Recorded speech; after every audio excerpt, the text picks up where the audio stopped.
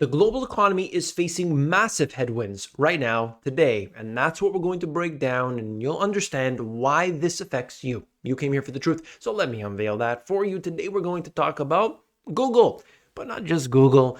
We're going to understand why what's happening there is connected with what's going on around the world and e-commerce and shipping and everything else. There's a lot going on that we should be paying attention to because 2024 is going to be the year that you might harden up and be able to deal with it, or you might not and be crushed by it. You have to decide what side you want to be on. Okay, let's begin. Google CEO tells employees to expect more job cuts this year. An internal memo basically says that removing layers to simplify execution and drive velocity in some areas. What does that mean? It means you're going to get a message if you're a supervisor, if you're a manager, and they're going to say, all right, here we go. You were a manager and now you're a regular employee. Do you like that? No, I don't like that. What are you talking about? I worked so hard to get this position. It's no, I don't like that. Okay, you can quit now. Do you like it? Yeah, I like it. I want to stay employed at Google. Okay, there you go. Other people would just get fired. So that's what's happening. And a lot of times, by the way, they do give severance packages. They don't. That's not the point. It's that the person is not employed. Okay. So they could potentially get hired somewhere else, but across the board, there are a lot of layoffs. So we have this quiet firing taking place. I've seen it with Facebook before. You see Google, and there's many other places that they're doing this. You basically make their life difficult in some way that hopefully they quit, or you simply just push them to the curb. That's what's going on with this one particular company. Just know that it's happening broadly. But why? Well, it's a much different landscape today in 2024 than it was even last year, but certainly back in 2022. Some things have changed, and we're going to talk about those today.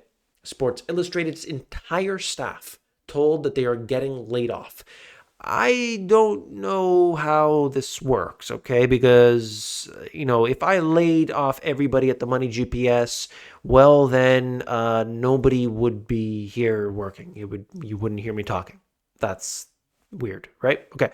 So looking at this, you could see the Arena Group had rolled out reports that Fable magazine published AI-generated content admitted to failing to make a $3 million quarterly licensing payment to Authentic Brands Group this week. Well, it looks like they don't have anybody working there. They want to use AI content, can't do it, and so everybody's gone, so there's no more Sports Illustrated. I don't really know, but anyway, it looks like their whole model has been crushed. Okay, they face some backlash multiple times, and then AI generated content, probably not the best thing, and so I guess they're done. Okay, the point is, one thing after another we see. We have more cancellation of student loans. What does that mean? Well, you, the individual, pay for that. That's the way it works. Okay. And we're at $136 billion so far in the last few years. And that tells us that there is going to be somebody footing the bill for all of that debt. It comes in student loans, it comes in Medicare and Medicaid, it comes in the form of infrastructure, it comes everywhere. But some way, shape, or form, somebody's got to pay the bill. And when that happens, it needs to be done by raising taxes as well as more debt. More debt, more debt, more debt. You think it goes away? It doesn't go away. It gets transferred from one person having to pay it to another. More debt, higher taxes, devaluation of your currency because of the eventual quantitative easing that will happen.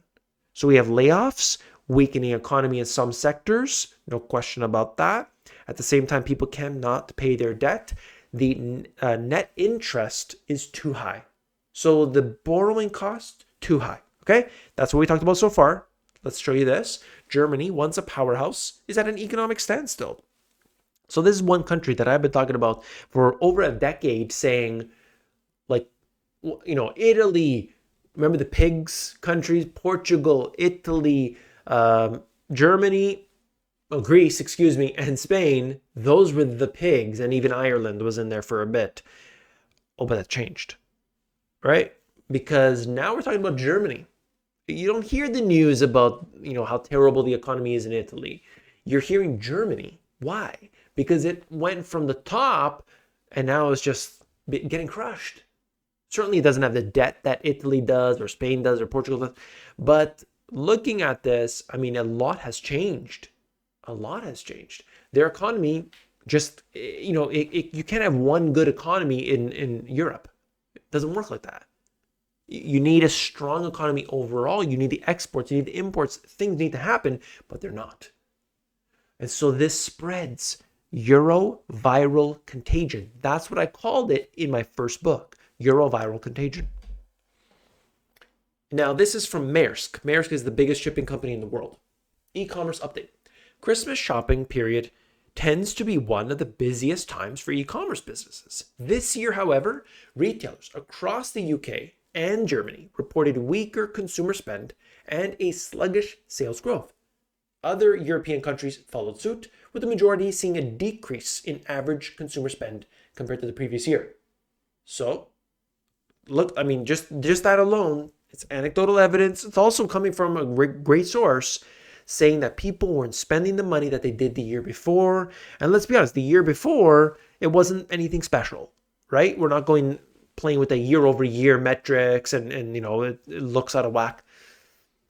It wasn't. So what's happening? Well, I can tell you right now that generally in my business, Q4, super busy. You want to ship products in. You got to have extra lead times. You know that the costs are going to be higher. Oh no, it sucks. This year, no delays. No delays at all. At least that was my experience. And I'm obviously a small fish in a big pond, but I have that experience consistently moving thousands and thousands and thousands of units every single month. And I would get a sense of it. This year didn't happen. So there's just a lot less stuff moving from place to place. That tells us, and using the cardboard index, by the way, cardboard was in less demand. Cardboard, you need those boxes, suddenly in less demand. Red Sea attacks are already a bigger issue for the supply chain than what happened in 2020. Maritime Advisory warns. I don't know about that entirely because it's affecting one very important area, but it's only one area as opposed to like the entire world just shutting down. But it is so bad that, things are like very concerning in that area for obvious reasons. Just know, what does it do? Of course, less stuff moving through. You can see the expected freight, that's the black line, and then the actual freight, which is just basically fallen to nothing. And while they might have given safe passage to Russia and China's ships, it's a big problem. So might be hard to see because all the colors are kind of mixed together. And even when I zoomed in, I was still finding it difficult on my own. But showing from one port to another port, looking at the costs. And you'll look around, and in general, if it's going to go through the Red Sea, the costs are going to be significantly higher. It jumped just like that. And of course, what does this do? Delays the time in which it takes from point A to point B, and also increase the cost. There's no question about that. So then, if they go around, South Africa, that adds, I think they said 10 to 12 days of time. And so that, if each ship 10 to 12 days, this slows everything down. And so you got a big problem. I don't see it getting resolved in the next few days. You know what I mean? It's not as if it's just, hey, quick, okay, so it's a weekend and we get a problem resolved. Like, remember that ship that just suddenly decided to turn sideways? And I think that was the Suez Canal. And hey, big ship suddenly just found itself sideways, blocked the entire thing. That was a problem, but it was resolved relatively soon. Okay, problem resolved. Okay, let's move on. This is potentially going further. Potentially. So we'll see what happens there. But of course means higher inflation, higher prices, delays, problems that you will experience. There is I guess this is considered good news, okay, depending how you look at this. Global coal exports and power generation hit new highs in 2023, meaning that number one, energy usage, we want to see energy being used at a high rate. We want that because that means the economy is doing well. But what does it tell you if coal is, by the way, they have a chart here just showing you what does it mean when coal, something that they tried to bankrupt, if you remember, Obama talked about this years ago. Oh, yeah, you could start a coal company, but we're going to bankrupt you. What does it tell you? That tells you that the other source of energy haven't come to play. Now, I think nuclear over the next several years will probably be playing a bigger role in Europe and other places because it's going to come online. I've been talking about this, talking about uranium since 2020, avidly, like, hey, everybody, get on that. Anyway, Indonesia, if you look at through this list, Indonesia has not only been a big player here, but that has been growing over the years too. So just keep that in mind, okay? But I look at this and I say, what does that mean? It means the other energy sources have not been keeping up with the demand, the requirement that's been there. At the same time, you've got a lot of coal in places like India and places like China that they're still using that. Even though they might be bringing wind and solar and whatever, all these things, they are still using a lot of that coal. And so you could see the demand is certainly there. It's not subsiding anytime soon. It started going crazy in 2020. And you could see that that's kind of a sign of energy usage, but where is it going? So there's always two sides of the story. I just want to keep that all so we get the understanding of what's happening with the global economy. It is not a one-sided thing today.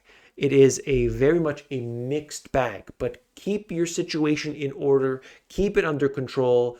You got to watch what's happening with inflation. It's gonna potentially heat up at any second. So keep this all in mind of what we talked about today. If you want to get your own financial situation in order, themoneygps.com/compass. Why? Because it's a free financial education program. Totally free.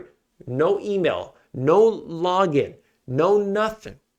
Just get in there, watch the videos, 20 minutes. You'll have all the understanding, the basics, the foundation of the financial system. That is my gift to you. Nobody else out there has done this kind of thing. It's simple, yes, but nobody else has done that. I gave it free. I got all kinds of stuff. TheMoneyGPS.com, you start there, get everything checked in, make sure you got that financial education because 2024 is going to be a difficult year for some, and I hope that you'll be prepared. All right, I'll see you tomorrow. Take care.